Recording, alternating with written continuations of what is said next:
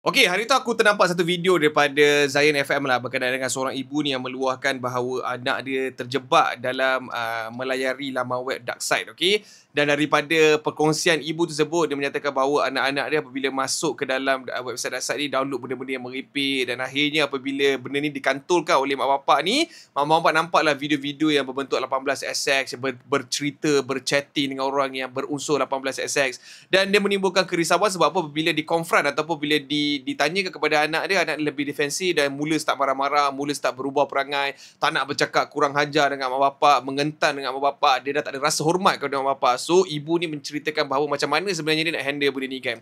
So aku bukanlah pakar psikologi, aku tak nak cerita macam mana kau nak handle budak macam ni, cumanya aku nak cerita betapa besarnya impact apabila korang berikan akses internet kepada anak-anak korang, okey.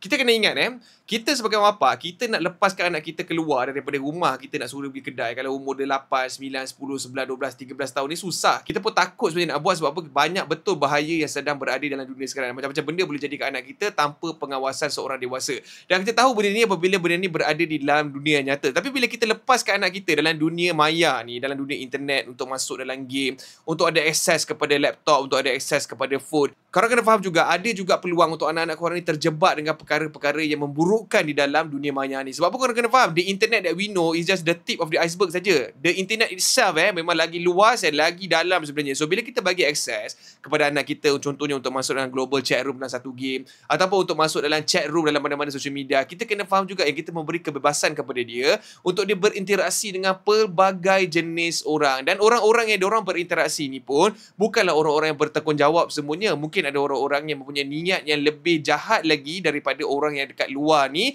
yang berada dalam dunia nyata budak ni. So korang kena faham, so bila diorang duduk dalam dunia maya ni kan, apabila diorang berdengar tentang perkara-perkara yang seksual, okay, remaja-remaja ni diorang memang very sexually curious, okay. So bila diorang dengar benda-benda ni ditawarkan oleh orang, diorang mula rasa mengenyam lah kan, diorang nak try, diorang nak cuba, diorang nak tengok gambar bogel lah, diorang nak tengok gambar porn lah, macam-macam benda lah diorang terjadi sebabkan ada peer pressure satu, dan juga disebabkan didedahkan dengan perkara-perkara ni dalam social media, dalam movie-movie, dalam streaming platform, macam-macam benda. So kalau korang tengok dalam dunia sekarang ni kan, budak-budak zaman sekarang ni lebih advance daripada zaman kita. Kalau diorang nak akses benda-benda yang berbentuk 18XX, diorang tak perlu pun kebenaran, diorang tak perlu pun nak download platform-platform yang memang tunjuk benda-benda yang blue.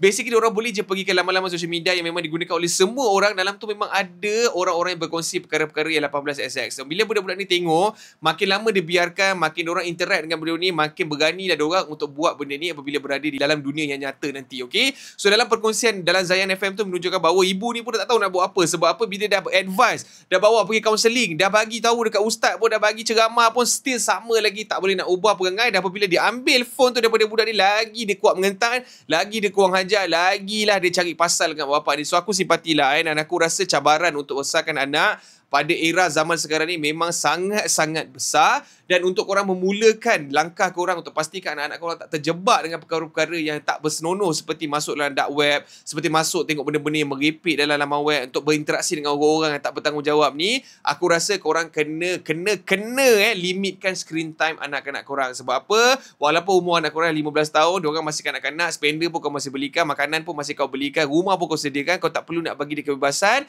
untuk pergi berinteraksi dengan orang-orang yang dia tak kenal secara suka hati mak bapak dia, okey? Yang penting kena ada pantauan. Kau nak bagi teknologi, bagi, tapi dengan syarat kau mesti kena ada kat situ, ataupun kau ada benda yang kau install dalam device tu untuk kau pantau apa aktiviti budak ni apabila dia berada di atas talian. Just to say to you, the online world is very dangerous and be careful, okay? Dekat mana kau lepaskan anak kau dalam dunia maya ni, alright? Bye-bye.